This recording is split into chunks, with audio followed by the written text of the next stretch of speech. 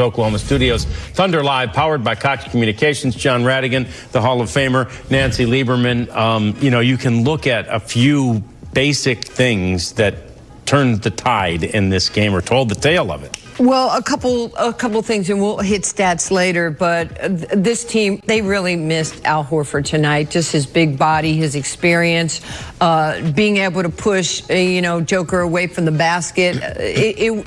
You're putting younger players who are not as big on him, and this is what he does. He imposes his will on them. But the other thing, you can't have 19 turnovers and you can't give up 18 offensive rebounds and expect to win a game against a playoff team like the Denver Nuggets. Yeah, a team that had pretty much underachieved. That was the narrative for the Nuggets going in. They were looking for a game like this too. So they were really focused and dedicated to having a good game, and they were able to put one together tonight. You mentioned the offensive rebounds. Those, of course, lead to second chance points, and there was a huge disparity in that statistical category tonight. Yeah, that was 32-3. I mean, you just cannot have that. We're stating the obvious here, but just take a look at, a lot of these were 50-50 balls. They didn't get their hands up. They didn't hold their box out.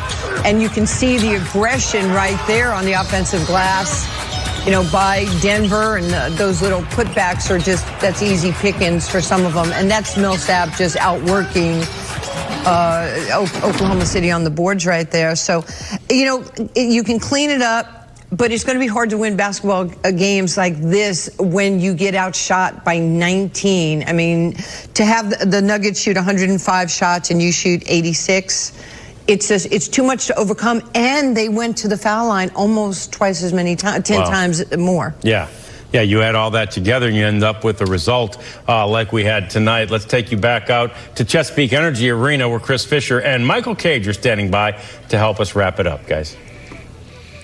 Thanks, John. Well, when we opened up this broadcast, we said do not be deceived by the fact that the Denver Nuggets are 6-7, because the Denver Nuggets are much better than that record indicated. And for Mark Daigneault, Mike, coming into this game, he thought this was going to be a pretty good litmus test for his team, particularly on the defensive end. So what's the overall headline for the Thunder coming out of this one? Well, you watch a little bit of this tape, first of all. You watch the bottom part of the second quarter, and you watch pieces of the third quarter. That was where the game got away from you. Up until that point, I thought they really helped the Nuggets in many ways. High turnovers, high second chance points. But I looked at the fact you gave up 25 second chance points in the first half, just 7 in the second. So you made that adjustment. You had 11 turnovers in the first half. You had 19 from the game. You do the math. That's 8. So the adjustment was there, but a lot of the damage was done in that first half, where it just took you out of rhythm, took you out of the flow of the game, and it just seemed like you could never regroup and regain it again. But the young guys kept battling, kept fighting, got some great court time out there as well, too. Well, I remember at halftime saying, hey, it might be a 13-point game, but that was not really indicative of what took place in the first half. The Thunder played good for about 20 minutes, and then things kind of got away late in the second half and early in the third quarter. What happened? Well, I think that you start saying, all right, this is a good team, and you start to, second-guess some of the things you were doing out there. I thought the reaction time was just not there.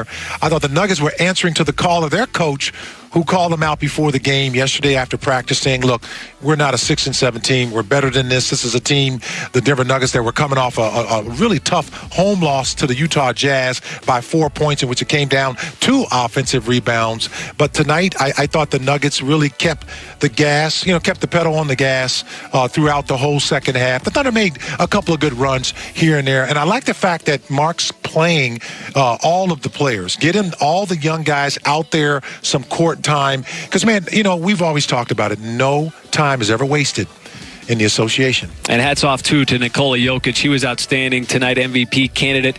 Just too many tricks in the bag for the Joker tonight, John and Nancy. Yeah, he has that almost every night, and you're right, guys. He was awfully good once again tonight. So thanks. We'll chat with you a little later on in the program about the trip to Los Angeles that's upcoming for the Thunder. But coming up next, let's get to our forward player of the game. And Utah has done it. They get the victory over New Orleans, 118-102, 21 three-pointers made. So in 4 of the last 6, the Utah Jazz have knocked down 23 pointers. It was ridiculous. And Donovan Mitchell led the way with 28. He spoke moments ago with our own Hall of Famer, Grant Hill. Game tonight, it seemed like from the start you came out aggressive, attacking, getting into the paint. You shot your three-pointer. You were very decisive. Just talk about your mindset coming into this game this evening. I think, the biggest thing is, like you said, just trying to be aggressive and in attack mode. Just trying to keep them on their heels. If I get going early and get in the paint, finding guys, whether it's finding guys or scoring, the defense collapses, then other guys get open looks. So I was doing my job and just trying to find ways to, provide a spark. And tonight it was getting to the rim early and trying to be aggressive and score. You talk about finding your guys. You guys collectively had 28 assists and shot the three-point ball tremendously. 21 three-pointers made for the game. When you guys are sharing the basketball like that, I mean, it's got to be something to watch and experience from your perspective. Yeah, it definitely is. That's who we are, moving the ball, getting shots up. We have a lot of weapons, as far as shooting and getting into the paint, guys who can create off the dribble. So be able to use our assets that we have, I think that's the biggest thing. And we're not shy.